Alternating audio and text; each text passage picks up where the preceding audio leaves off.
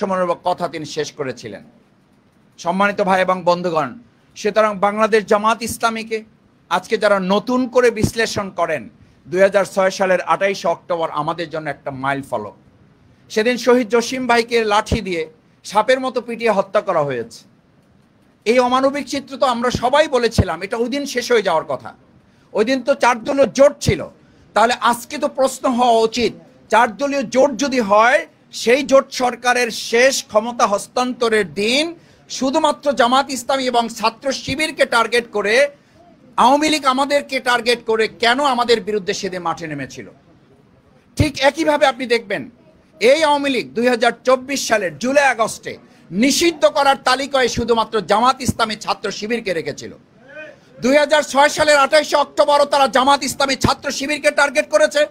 2024 সালের জুলাই আগস্টে শুধুমাত্র জামাত ইসলামী ছাত্র শিবিরকে টার্গেট করেছে। এর দ্বারা প্রমাণিত হয় বাংলাদেশের দেশপ্রেমিক দল হিসাবে, জনগণের সংগঠন হিসাবে জামাত ইসলামী ছাত্র শিবিরকে শুধুমাত্র তারা শক্তিশালী প্রতিপক্ষ মনে করেছে বলেই আমাদেরকে তারা টার্গেট করেছিল।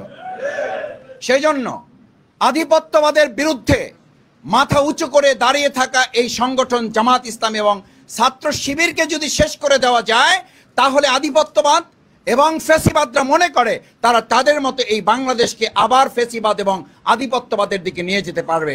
আমরা দ্ব্যর্থহীন কণ্ঠে ঘোষণা করতে চাই, সেদিন 12 ঘন্টা লড়াইয়ে আমাদের ভাইদের শহীদের কফিন সামনে রেখে আমরা 1 সেকেন্ডের জন্য যেমন থেমে যায়নি, নিস্তব্ধ নিথর হয়নি, আজকের নতুন ফ্যাসিবাদের এই সময়ে যদি কেউ জামাত ইসলামীকে চোখ রাঙিয়ে আমাদেরকে হত্যা করে, মসজিদে হামলা করে, আমাদের মা বোনদেরকে আবার তাদেরকে ভয়ভীতি দেখিয়ে সাধারণ নাগরিকদের জিহ্বা কেটে ফেলা, তাদেরকে সুষ্ঠুভাবে ভোট কেন্দ্র থেকে বাড়িতে ফিরে যেতে না দেওয়ার নতুন করে আবার হুমকি দেওয়া হয়, তাহলে তাদেরকে শুধু স্মরণ করিয়ে দিতে চাই, আমরা কিন্তু 2024-এর জুলাই আগস্টের শুধু কর্মী নই, আমরা 2006 সালের 28 অক্টোবরের সেই সংগঠন যারা একা গোটা আওয়ামী লীগের বিরুদ্ধে লড়াই করে সেদিন তাদেরকে পরাজিত করে বাংলাদেশ বিনির্মাণ করেছিলাম। আসুন সম্মানিত ভাই এবং বন্ধুগণ, আসুন সম্মানিত ভাই এবং বন্ধুগণ, সেই আওয়ামী লীগ ফ্যাসিবাদের নতুন পদধ্বনিতে যারা বাতাস দিচ্ছেন, যারা মনে করেন আওয়ামী লীগ আবার ফিরে আসবে, যারা মনে করেন ইনক্লুসিভ নির্বাচনের জন্য সবাই মিলে অংশগ্রহণ করা দরকার, সেদিনও কিন্তু জামাত ইসলামী ছাত্র শিবিরের 2006 সালের 28 অক্টোবরের এই পল্টনের মাঠে এবং সারা বাংলাদেশে আমাদের পাশে দেশবাসী ছাড়া অন্য কাউকে আমরা পাই নাই। সেদিনও প্রশাসনকে ফোন করে পাওয়া যায় নাই। সুতরাং নিরপেক্ষতার বিচারে আগামী দিনের জাতীয় সংসদ নির্বাচনে আমরা বলবো, রাজনৈতিক দলগুলো লেভেল প্লেইং ফিল্ড তৈরি করে একটি সুষ্ঠু নিরপেক্ষ জাতীয় নির্বাচনের জন্য জুলাই সনদের ভিত্তিতে আইনি ভিত্তি রচনা করার মধ্য দিয়ে একটা নির্বাচন যেন অনুষ্ঠানের দিকে আমরা যেতে পারি। তাহলেই 2006 সালের 28 অক্টোবর যে পথ হারানো বাংলাদেশ, সেই পথ হারানো বাংলাদেশ খুঁজে পাবে নতুন পথের সন্ধান বাংলাদেশ। সেই প্রত্যাশা ব্যক্ত করে আমি আমার কথা শেষ করছি। এ পর্যায়ে আমাদের সামনে বক্তব্য রাখবেন বাংলাদেশ জামাত ইসলামী ঢাকা মহানগরী সংগ্রামী নায়েবে আমির, কেন্দ্রীয় কর্মপরিষদের অন্যতম সদস্য, ঢাকা 8 আসনের জামাত ইসলামী মনোনীত সম্মানিত সংসদ সদস্য প্রার্থী জননেতা জনাব অ্যাডভোকেট ডক্টর হেলাল উদ্দিন।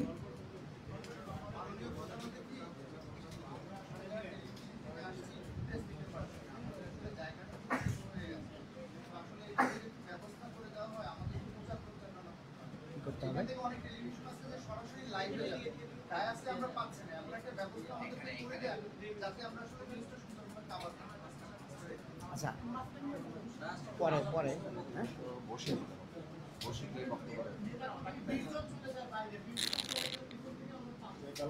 আচ্ছা, আপনারা একটু মাঝখানে যারা আমাদের জনশক্তি আছেন, এখানে মাঝে আমরা জনশক্তি যারা আছেন তারা উঠে বসে দিতে হবে। এই নুর আলম ভাই,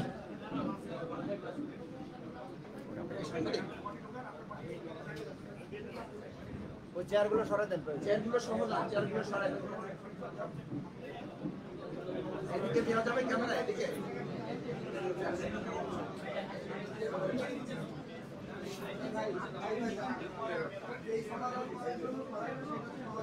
এই মাহফুজ, তোমার কি কাজ? এদিকে আসো। আমরা কথা বলতেছি না?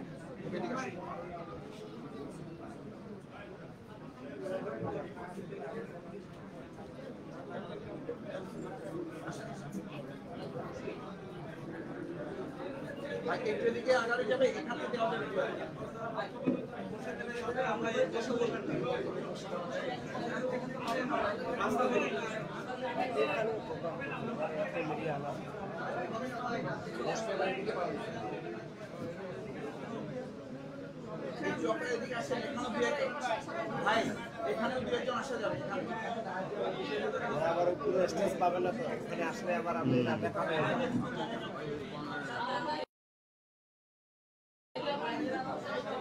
শুরু করেন। রাস্তার নিচে করলে বলবেন যে সম্মানিত সাংবাদিক ভাইরা, এখানে ডান পাশেও 2-4 জন একটু আসতে পারেন, একটু আপনারা যদি চেপে যাওয়া যায় কষ্ট করে। আর যারা লাইভ করবেন তারা একটু সামনে যদি চেয়ারে বসেন, আপনার ক্যামেরা সেট আপ দিয়ে যদি সামনে বসেন।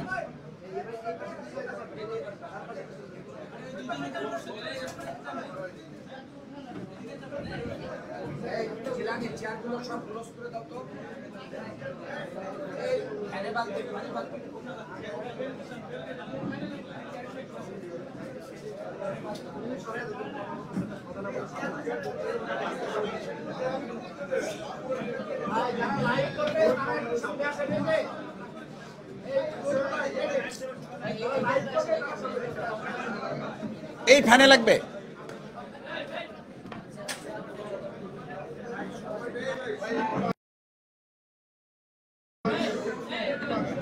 যে একটু প্লেস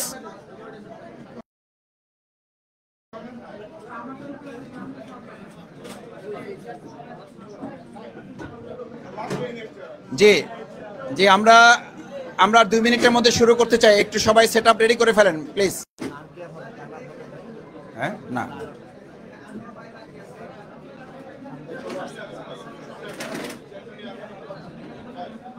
জি জি, সম্মানিত সাংবাদিক বৃন্দ, এ পর্যায়ে আমাদের সামনে বক্তব্য রাখছেন অ্যাডভোকেট ডক্টর হেলাল উদ্দিন।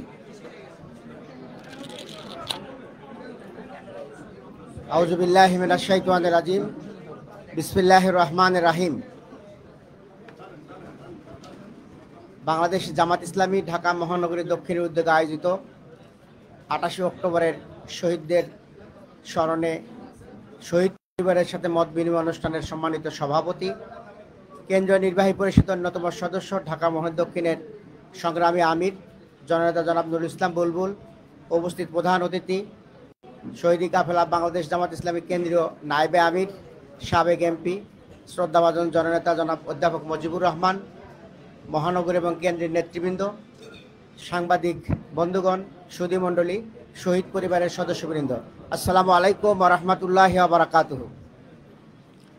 28 অক্টোবরের সেই বেদনাবিধুর দিন, যেটা ইতিমধ্যেই কিছুটা আলোচনা হয়েছে, আর সেই বেদনা এবং সেই জঘন্য ইতিহাস ভাষায় বর্ণনা করা খুবই কঠিন।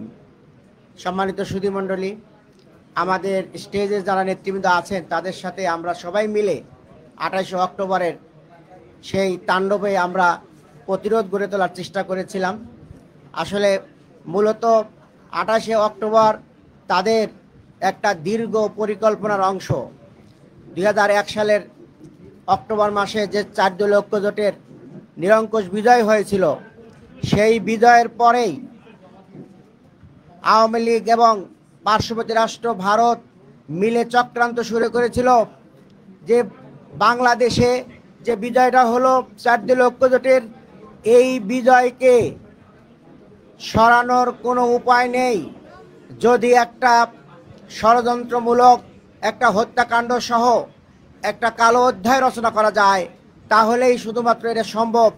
সেই জন্য দীর্ঘ পরিকল্পনা নিয়ে তারা 28 অক্টোবরকে বেছে নেয় এবং সেই দিন তারা ইসলামী আন্দোলন যারা করে, ইসলামকে প্রতিষ্ঠার কার্যক্রম যারা পরিচালনা করে, তাদেরকে একদম আমির জামাত থেকে শুরু করে আমাদের কর্মী পর্যন্ত সবাইকে তারা নিশ্চিহ্ন করে দেওয়ার জন্য পরিকল্পনা নিয়েছিল।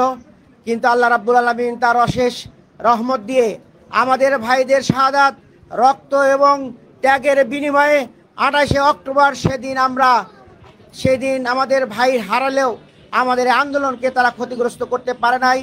এবং সেই ধারাবাহিকতায় 15 বছর যে জুলুম নির্যাতন হয়েছে, সেই জুলুম নির্যাতনে সেই ফাঁসিবাদী হাসিনা, খুনি হাসিনা মনে করেছিল যে জামাত শিবিরকে যদি নিষিদ্ধ করা যায় তাহলে এই আগস্ট বিপ্লব হয়তো বন্ধ হয়ে যাবে, হয়তো স্থগিত হয়ে যাবে।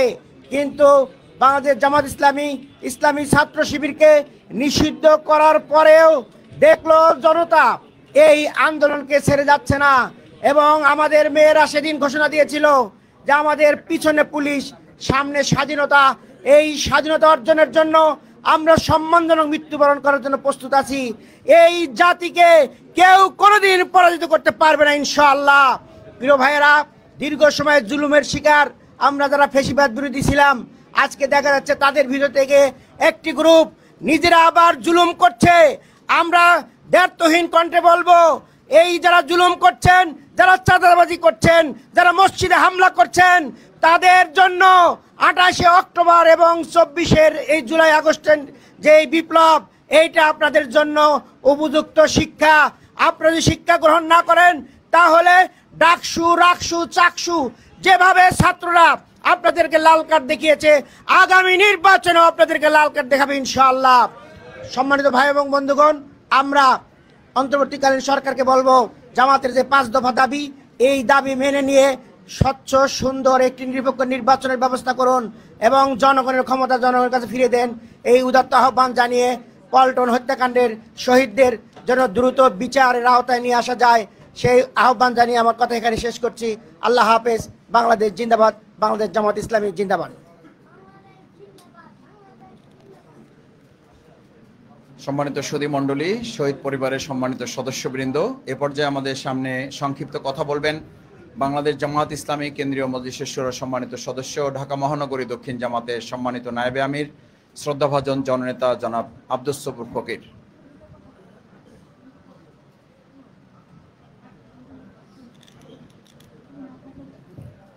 আউযু বিল্লাহি মিনাশ শাইতানির রাজিম। বিসমিল্লাহির রহমানির রহিম। আলহামদুলিল্লাহি রাব্বিল আলামিন। আসসালাতু ওয়াসসালামু আলা সাইয়্যিদিল মুরসালিন ওয়া আলা আলিহি ওয়া সাহবিহি আজমাইন। 2006 সালের 28শে অক্টোবরকে স্মরণ করে বাংলাদেশ জামাত ইসলামী ঢাকা মহানগরী দক্ষিণ কর্তৃক আয়োজিত আজকের এই শহীদ পরিবারের সাথে মতবিনিময় সভার সম্মানিত সভাপতি, ঢাকা মহানগরীর দক্ষিণের সম্মানিত আমির, কেন্দ্রীয় নির্বাহী পরিষদ সদস্য জনাব নুরুল ইসলাম বুলবুল, আজকের এই মতবিনিময় সভার সম্মানিত প্রধান অতিথি, বাংলাদেশ জামাত ইসলামীর সম্মানিত নায়েবে আমির, সাবেক এমপি জননেতা জনাব অধ্যাপক মুজিবুর রহমান, আজকের এই অনুষ্ঠানের বিশেষ অতিথি, বাংলাদেশ জামাত ইসলামী ঢাকা মহানগরীর বাংলাদেশ জামাত ইসলামীর সহকারী সেক্রেটারি জেনারেল, তৎকালীন অভিভক্ত ঢাকা মহানগরীর দায়িত্বশীল জননেতা জনাব রফিকুল ইসলাম খান, অন্যান্য নেতৃবৃন্দ, সুধীমণ্ডলী, সাংবাদিক বন্ধুগণ, শহীদ পরিবারের সদস্যবৃন্দ, আসসালামু আলাইকুম রহমতুল্লাহ বারাকাতুহু। 2006 সালের 28শে অক্টোবর যারা মধ্যবয়সী লোক, তাদের সামনে জলজল করে জ্বলছে। দীর্ঘ কেয়ারটেকার সরকার আন্দোলনের মধ্য দিয়ে, একটি সুষ্ঠু নির্বাচনের মধ্য দিয়ে জোট সরকার তৈরি হলো এবং নিয়মতান্ত্রিকভাবেই সেই জোট সরকারের বিদায়ের পালা যখন আসলো, আমরা ভেবেছিলাম জাতি এইবার গণতন্ত্রের পথে হাঁটতে থাকবে। কিন্তু গণতন্ত্রের নামে যারা অগণতান্ত্রিক কার্যক্রম পরিচালনা করে এবং যারা ভাবে যে গণতন্ত্র থাকে তাহলে তাদের জায়গা কখনো বাংলাদেশে হবে না, সেই শক্তিটা তাদের দলীয় জাতীয় প্রতীক, নির্বাচনী প্রতীক যে নৌকা, সেই নৌকা চালানোর জন্য যে দুইটা কাঠামো, একটা হলো লগি এবং একটা হলো বৈঠা। আমরা সবাই বাংলাদেশের মানুষ, নদীমাতৃক দেশ বাংলাদেশ, সবাই জানি নৌকা সব দেশেই আছে। এই দুইটা অবলম্বন লাগে এই নৌকাটাকে পরিচালনা করার জন্য। আমরা ভেবেছিলাম এই নৌকা সুষ্ঠুভাবে গণতান্ত্রিক পথে এগোবে, কিন্তু তাদের সেই লগি এবং বৈঠা সেদিন তাদের কর্মী বাহিনীকে নির্দেশ দিয়েছিল ওগুলো নিয়ে যে গণতান্ত্রিক পথে বাংলাদেশ হাঁটছে সেটাকে নিশ্চিহ্ন করতে হবে, সেটাকে কবর দিতে হবে, সেটাকে নস্যাৎ করে দিতে হবে। কাজেই তাদের দলীয় প্রতীকের যে লগি বৈঠা সেটা নিয়ে আসার জন্য তাদের সন্ত্রাসী বাহিনীকে আহ্বান জানালো। সেই সাথে তাদের সহযোগী তৎকালীন 14 দল, বামপন্থী দল সহ তারাও সেই ডাকে সাড়া দিল এবং তারাও অনেকটা অগ্রগামী হয়ে এখানে ভূমিকা পালনের জন্য চেষ্টা করলো। কারণ তারা কখনো গণতন্ত্রে বিশ্বাস করে না, তাদের আদর্শের ভিতর কখনো গণতন্ত্র নাই। গণতন্ত্র থাকলে কখনো সমাজতন্ত্র দেশে কায়েম হবে না, এটা তারা জানে। অথচ তাদের মূলনীতি নিয়েই তারা এই কার্যক্রমকে তাদের সহযোগী হিসেবে পেয়েছিল। সেই জায়গায় তারা সেদিন অংশগ্রহণ করেছিল এবং এদেশের গণতন্ত্র মনা মানুষদেরকে হত্যা করার জন্য উল্লাসে ফেটে পড়েছিল। আমরা দেখেছি সেদিন ওই বাপ্পাদিত্য বসুরা মুসলমানদের লাশের উপরে উঠে কিভাবে নৃত্য করেছিল। এটা কোনো সভ্য মানুষ যার ভিতরে মানুষত্বের কোনো গন্ধ থাকে তাদের পক্ষে এটা সম্ভব হয় না। তারা সবসময় গণতন্ত্রহীনতার পথে এগোনোর জন্য সন্ত্রাসী কর্মকাণ্ড করে থাকে অতীত ইতিহাস। আওয়ামী লীগের ইতিহাসই হলো এভাবে, তারা গণতন্ত্রের স্লোগান দেয় কিন্তু গণতন্ত্রকে গলাটি হত্যা করে। যেভাবে তার বাবা হাজার বছরের শ্রেষ্ঠ বাঙালি বলে দাবিদার শেখ মুজিব বাকশাল কায়েম করেছিল, জনগণের কণ্ঠস্বর সমস্ত পত্রিকাগুলোকে বন্ধ করে দিয়ে 4টি পত্রিকা রেখে ওই যাত্রা সে শুরু করে দিয়েছিল এবং তার কন্যার মাধ্যমে সেই গণতন্ত্রের পরিসমাপ্তি তারা ঘটিয়েছিল। আজকেও আমরা যেখানে শহীদদের স্মৃতিকে ভুলতে চাই, কিন্তু বারবার দেখা যায় যে গণতন্ত্র থেকে সরিয়ে নেওয়ার জন্য বিভিন্ন কার্যক্রম হয়। এদেশের মেধাবী সন্তানরা যখন ঐক্যবদ্ধ হয়ে গেল এবং তারা ঢাকা বিশ্ববিদ্যালয় সহ সমস্ত বিশ্ববিদ্যালয়গুলোতে তাদের মতামত দেওয়া শুরু করলো, তখন দেখা গেল যে সত্যিকার দেশপ্রেমিক যারা জনগণের কথা বলে, যারা জনগণকে ভালোবাসতে চায়, তাদের বিরুদ্ধে তারা এক হয়ে গেল। কিন্তু ওই তরুণ ছাত্র সমাজ, মেধাবী ছাত্র সমাজ, যারা আগামী দিনে এই বাংলাদেশের নেতৃত্ব দিবে, যারা আগামী দিনে এই বাংলাদেশকে গড়ে তুলবে, তাদের পক্ষে তাদের মতামত দিয়ে সমস্ত বিশ্ববিদ্যালয়গুলোতে তাদের বিজয়কে তারা দিয়ে দিল। সেখানে কিন্তু আমরা দেখলাম ওই বামপন্থীরা, ওই রামপন্থীরা তারা ঐক্যবদ্ধ হয়ে গিয়েছে এবং বিভিন্ন ধরনের নিকৃষ্ট স্লোগান দিয়ে মানুষের মন জয় করার চেষ্টা করেছিল, ছাত্র সমাজের মন জয় করার চেষ্টা করেছিল, কিন্তু সেটা তারা পারেনি। আজকে তারই বহিঃপ্রকাশ দেখলাম গতকালকে বা পরশু ঢাকা বিশ্ববিদ্যালয়ে যখন পরিচ্ছন্নতা অভিযান শুরু হলো, তখন ওই শিয়ালের ডাকের মতো যখন এক হুয়াক্কা দিল, সমস্ত শিয়ালগুলো একত্র হয়ে গেল। তারা ওই মাদক সেবীদের পক্ষে, ওই গাঞ্জা সেবীদের পক্ষে একত্র হয়ে গেল। আপনারা ভুল করছেন, বারবার ভুল করছেন। এই জাতিকে আপনারা বোকা ভাববেন না। যে জাতির পিতাদের সন্তানেরা ঢাকা বিশ্ববিদ্যালয়, রাজশাহী বিশ্ববিদ্যালয়, জাহাঙ্গীরনগর বিশ্ববিদ্যালয়, চট্টগ্রাম বিশ্ববিদ্যালয়ে সঠিক সিদ্ধান্ত নিতে পারে, সেই বাবা মাদেরকে ভুল বোঝার সুযোগ দিবেন না, আপনারা করবেন না, পারবেন না এটা। কারণ তাদের সন্তানরাই আগামী দিনে এই বাংলাদেশ গড়বে, এই বাংলাদেশের নেতৃত্বে তারা আসবে ইনশাআল্লাহ। ওই মাদক সেবীদের পক্ষে থেকে যেখানে ঢাকা বিশ্ববিদ্যালয় পরিচ্ছন্নতা করতে চাচ্ছে, পবিত্র করতে চাচ্ছে, সেখানে আপনারা আবার একত্র হয়ে গিয়ে এর বিরুদ্ধে আবার একত্র হচ্ছেন, মিছিল করার চেষ্টা করছেন, সংগ্রাম করছেন। আমরা শক্তি জানি তো আপনাদের 10 জন কর্মী, 20টা মাইকের হর্ন, 10টা মশালের লাঠি ধরার মতো লোক পাওয়া যায় না। এই নিয়েই তো আন্দোলন করেন, এই নিয়েই আপনারা ঢাকা বিশ্ববিদ্যালয় সহ জাহাঙ্গীরনগর বিশ্ববিদ্যালয় দখলে রাখতে চেয়েছিলেন। ও দিন ভুলে যান। এখন মিডিয়ার যুগ, যে কোনো মুহূর্তে যে কোনো জায়গায় যে কোনো কথা হচ্ছে, সব পেয়ে যাচ্ছে জাতি। কাজে তারা সিদ্ধান্ত নিতে কখনো ভুল করবে না।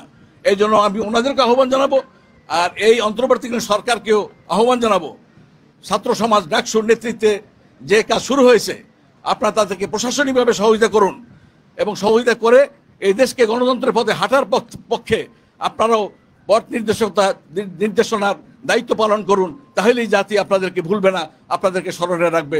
ধন্যবাদ সবাইকে। আসসালামু আলাইকুম রহমতুল্লাহ বারাকাতুহু। সম্মানিত সাংবাদিক বৃন্দ, সুধীমণ্ডলী, ভাই এবং বোনেরা, আজকে এ পর্যায়ে আমাদের সামনে 2006 সালের 28 অক্টোবরের সবচেয়ে মর্মান্তিক এবং মর্মস্পর্শী হত্যাকাণ্ড যার উপরে চালানো হয়েছিল। তিনি একজন কোরআনে হাফেজ এবং তাকে যখন হত্যা করা হয় তিনি নিজেই বলেছিলেন, ভাই আমাকে আপনারা আঘাত করছেন, আমাকে আপনারা মেরে ফেলবেন, কিন্তু আমাকে আপনারা মুখে আঘাত করছেন কেন, আমার চেহারাটা যেন আপনারা নষ্ট না করেন, আমি একজন কোরআনে হাফেজ। কথা বলার পর সেদিন আওয়ামী লীগের সেই হায়েনারা আরও উদ্যত্ত হয়ে আমাদের সেই হাফেজ গোলাম কিবরিয়া শিপনকে তার মুখের দাঁতগুলো একটা একটা করে তাদের হাতে থাকা লগি বৈঠা দিয়ে ভেঙে দিয়েছিল এবং তাকে শহীদ করেছিল। সেই শহীদ গোলাম হাফেজ কিবরিয়া শিপন ভাইয়ের সম্মানিত বাবা জনাব তাজুল ইসলাম, গর্বিত পিতা, তিনি এখন আমাদের উদ্দেশ্যে সংক্ষিপ্ত কথা বলবেন।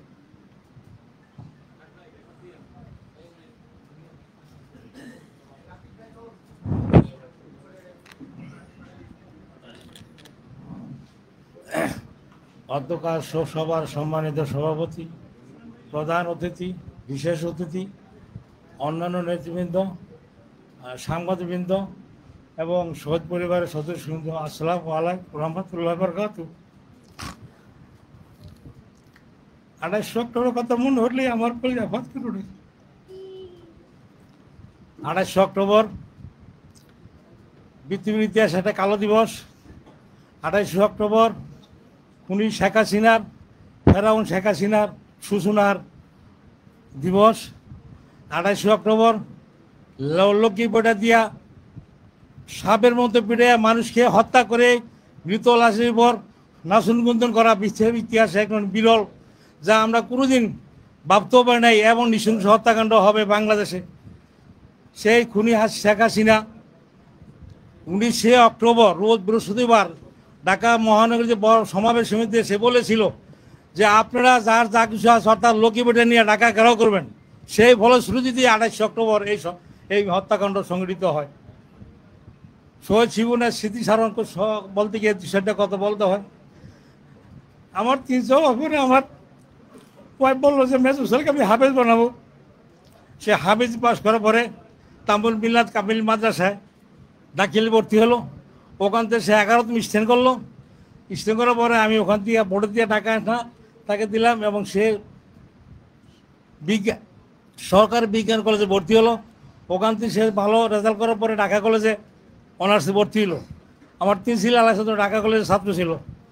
আচ্ছা, ঘটনার দিন কথা বলতেছি, সেটি হলো ওদিন ছিল 28 অক্টোবর 2006, ওদিন ছিল শনিবার ছিল। তা আমাদের এলাকায় একটা মিটিং হয়েছিল। আমি মিটিংই বলে রাখছিলাম যে আমি অফিস থেকে বাথরুম উত্তর করে চলে যাব, বাসায় আসবো না। তা ওই অফিসে গেলাম, যাওয়ার পর দেখলাম কি ঈদের পর তো কাজ কম, আমি বাসায় চলে গেলাম। বাসায় যাওয়ার পরে আসন্ন বাজার সময় আমি আমার একজন কর্মী নিয়া এই আব্দুল আজিজ ভাই উনি আমি গেলাম, বাসার টেবিল চাইলাম, আসার দেখি একটা গাড়ি করে চলে না, কিচ্ছু চলে না। এবং আমাদেরকে বলতেছে আপনার কাছে যাই না, মারামারি হচ্ছে সিরিয়াসভাবে। আমার কলজারা ভাত তখনই জানি আমার কেমন লাগতেছে, কী ব্যাপার। বাসায় গেলাম, মাগরিবের পর থেকে আমরা ফোনের উপর ফোন করছি, কেউ ফোন ধরে না, ধরলেও সঠিক কোনো জবাব দেয় না। তারপরে এসার নামাজের পরে আমার বড় ছেলে ডাক্তার, ছোটো ছেলে ইঞ্জিনিয়ার, এই 2 ভাই বাড়িয়ে গেল, বাথরুম যায় কিছুই নাই। পরে ঢাকা মেডিকেল গেল। ঢাকা মেডিকেল যাওয়ার পরে কোথাও লাশ বিচার পায় না, ডুম করে গেল। ডুম করে দেখতে না, ডাক্তার মামুরতে কার্ড দেখাইছে যে আমি এই মেডিকেলের ছাত্র। তখন তার ডুম করে ঢুকতে দিছে। ডুম করে গিয়ে দেখে যে শিপনের লাশ দেখে মাঝি বললো আমাদের সুন্দর মজদাঙ্কেল, দাঁত একটু তার নাই, সবই দাঁত একে খুঁজে খুঁজে বাড়ছে। আমরা মানে কি বলবো, আমাদের বাসায় করবো, সিরিয়াস অবস্থা। ওই দিন যেভাবে আমরা দেখলাম সে সিরিয়াস অবস্থা। এই শিপন, মাসুম, ফয়সাল, জসিম, তারা জীবন দিয়েছে কোরআনের রাজ কায়েমের জন্য। কোরআনের রাজ কায়েমের জন্য তারা শহীদ দিয়েছে। ওই দিন যদি তারা শহীদ নাই তো তাহলে আমাদের অবস্থা আরও খারাপ হতো, আমার শিবির অবস্থা আরও খারাপ হয়ে যেত। এই কোরআনের রাজ কায়েমের জন্য তারা জীবন দিয়েছে। কোরআন কি? কোরআন হলো বিশ্বের সর্বশ্রেষ্ঠ মহিমান্বিত মহাগ্রন্থ আল কোরআন। কোরআন কি? কোরআন হলো মুসলমানদের কনস্টিটিউশন, ইসলাম কনস্টিটিউশন, ইসলাম বাংলাদেশ মুসলমানদের শাসনতন্ত্র। কোরআনের বিধান অনুযায়ী দেশ চলবে, সমাজ চলবে, রাষ্ট্র চলবে, সব চলবে। কোরআন কি? কোরআন হলো আল্লাহ তাআলা যুগে যুগে অনেক নবী রাসূল পাঠাইছেন। প্রায় নবী রাসূল থেকে মসজিদে পাঠাইছেন। নবীরও শেষ, তাদের মসজিদও শেষ। একমাত্র কেবলমাত্র আমাদের শেষ নবী, আখির নবী, উনি পৃথিবীতে নাই, কিন্তু ওনার মসজিদের এখন পৃথিবীতে আছে। সেটি হলো আল কোরআন। এই কোরআনকে মসনদে বসার জন্য জামাত ইসলাম শিবির উঠে পড়ে লাগতেছে। আজকের এই প্রোগ্রাম তখনই সার্থক হবে যতদিন পর্যন্ত এই কোরআন মসনদে না বসবে। শিবির জামাত যারা আছেন সবাইকে আমি অনুরোধ করবো, যতদিন পর্যন্ত এই কোরআন মসনদে না বসবে, কোরআনের রাত চালু না হবে, অতদিন পর্যন্ত আমাদের সংগ্রাম চালাই যেতে হবে। এই এই শিপন বা মাসুম শহীদ যারা শহীদ হয়েছেন তাদের অসমাপ্ত কাজ হইল কোরআনকে মসনদে বসা। আমরা যথাযথ চেষ্টা করবো যাতে কোরআনকে মসনদে বসে। এই আর খুনি শেখ হাসিনা যে বসেছে লুকিয়ে বসে, আমি বর্তমান সরকারকে অনুরোধ করব তাকে বিচারে আওতা হারাইয়া ফাঁসির কাছ থেকে তুলে তার মৃত্যুবরণ করা হয়। এই আশা, এই অবরেখে আমি আমার বক্তব্য শেষ করছি। আসসালামু আলাইকুম রহমতুল্লাহ বরকাতুহু।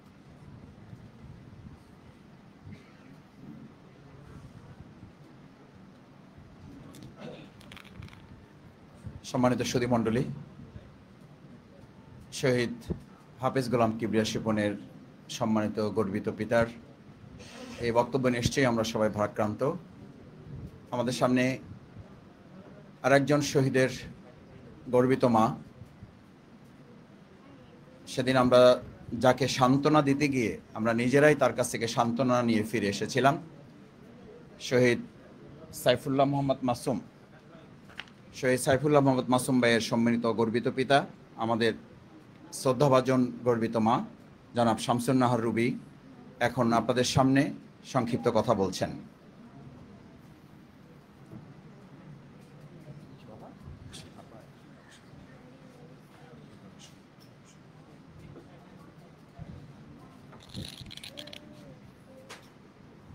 আজকের উপস্থিত এই প্রোগ্রামের প্রধান অতিথি, বিশেষ অতিথি এবং সম্মানিত সাংবাদিকবৃন্দ, আসসালামু আলাইকুম ওয়া রাহমাতুল্লাহি ওয়া বারাকাতুহু। প্রতি বছর 28 অক্টোবর আসে, নতুন করে আবার শোক তাজা হয়ে ওঠে, কথা বলার ভাষা হারিয়ে ফেলি। আমি আজকে শুধু এইটুকুই বলতে চাই,